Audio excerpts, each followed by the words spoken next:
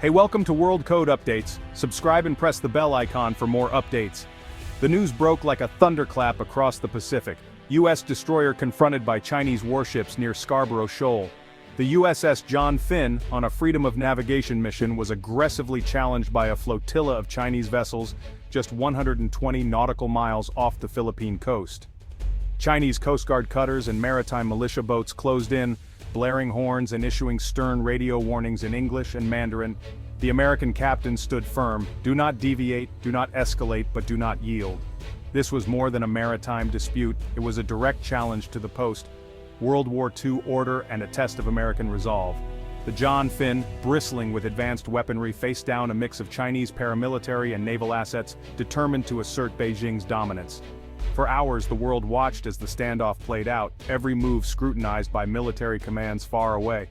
Eventually the USS John Finn completed its transit, the Chinese vessels pulled back, but the message was clear. Beijing would not back down.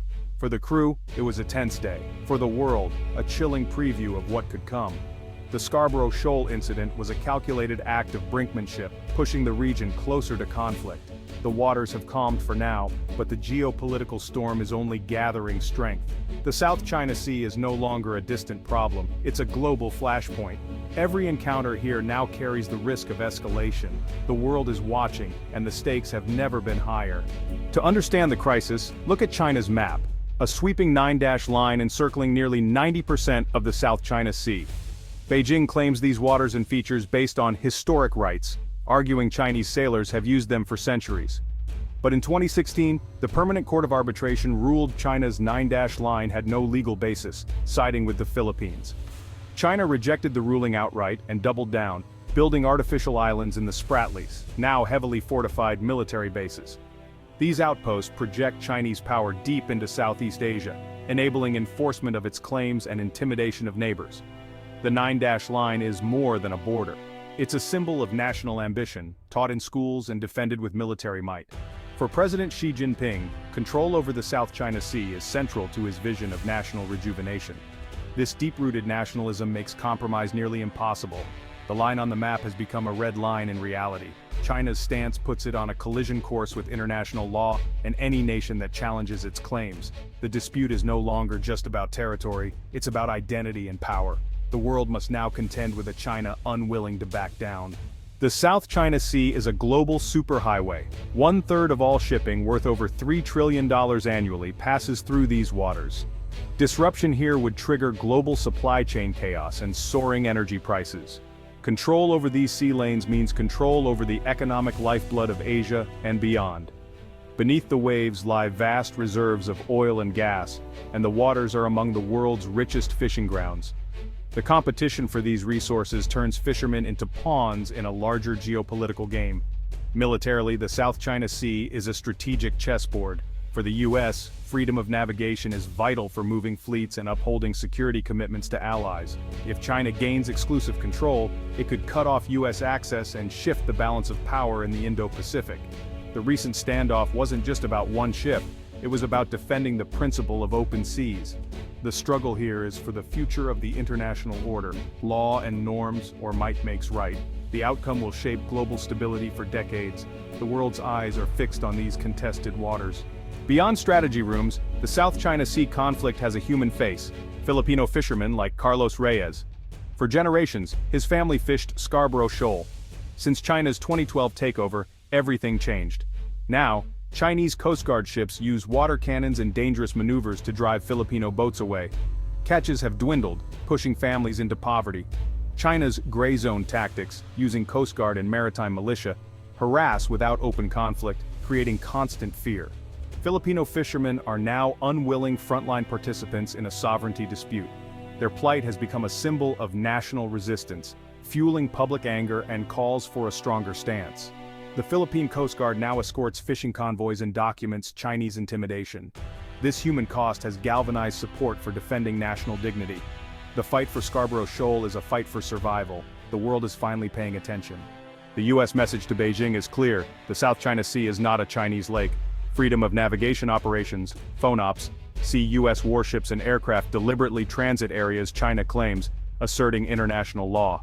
The USS John Finn's recent mission was a textbook example. These operations are becoming more frequent and assertive, often involving complex exercises with allies. Carrier strike groups like the USS Ronald Reagan conduct drills near China's doorstep, signaling U.S. resolve. Washington's response is military, diplomatic, and legal, publicly condemning Chinese aggression and affirming the 2016 arbitral ruling. The U.S. has clarified its commitment under the Mutual Defense Treaty. An armed attack on Philippine vessels could trigger American intervention. This raises the stakes, forcing China to reconsider reckless actions. The U.S. strategy combines presence, pressure, and security guarantees to deter aggression and reassure allies. But it's a delicate balance. One misstep could spark a crisis. The U.S. is determined to keep the Indo-Pacific free and open. The world is watching every move. The margin for error is razor thin. China's assertiveness has united the region like never before. Under President Marcos Jr., the Philippines has pivoted back to the U.S., expanding access for American forces at 9 strategic bases. This alliance is part of a growing security network countering Chinese expansion. Japan is deepening ties with Manila, providing patrol vessels and negotiating troop access. Trilateral cooperation among the U.S., Japan, and the Philippines forms a security arc across Asia. Australia is also stepping up, conducting joint patrols and amphibious exercises with the Philippines. This web of alliances is designed to deter aggression. An attack on one could trigger a coordinated response from all. These partnerships are built on shared values and a vision for a rules-based region. For Beijing, this united front is a strategic nightmare. China can no longer pick off neighbors one by one. The coalition sends a clear message. The region will not be bullied. Collective security is now the strongest counterweight to China's ambitions. President Marcos Jr. has drawn a direct link between South China Sea tensions and the risk of conflict over Taiwan. The Philippines' northernmost islands are less than 100 miles from Taiwan. Any Taiwan crisis would be an immediate threat. Expanded U.S. access to northern Philippine bases reflects this new reality. These bases could be crucial in a Taiwan contingency. For China, they're a potential dagger at its flank, prompting furious protests. Many analysts see China's South China Sea actions as a dress rehearsal for Taiwan, testing U.S. resolve and building a strategic buffer. If China dominates these waters, it could isolate Taiwan and block U.S. intervention.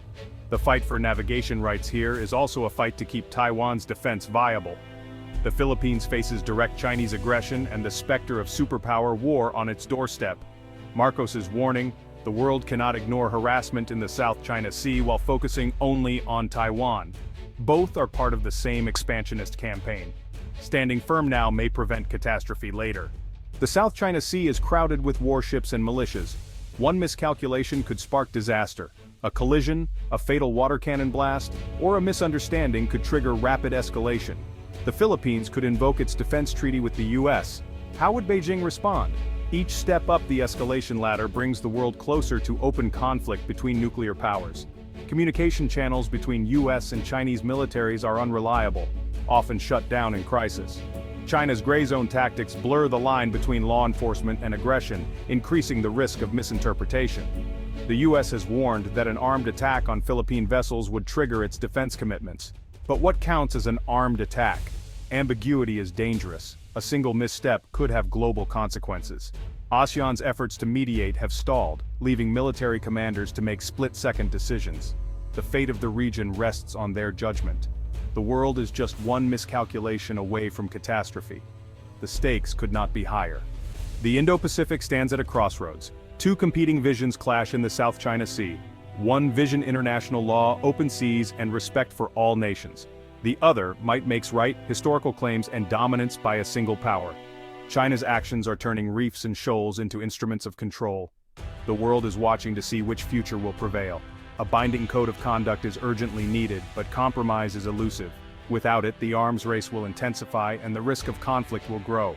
The question: will diplomacy win, or will military competition decide the region's fate? The confrontation at Scarborough Shoal was a warning. The world is waiting and hoping for a peaceful answer.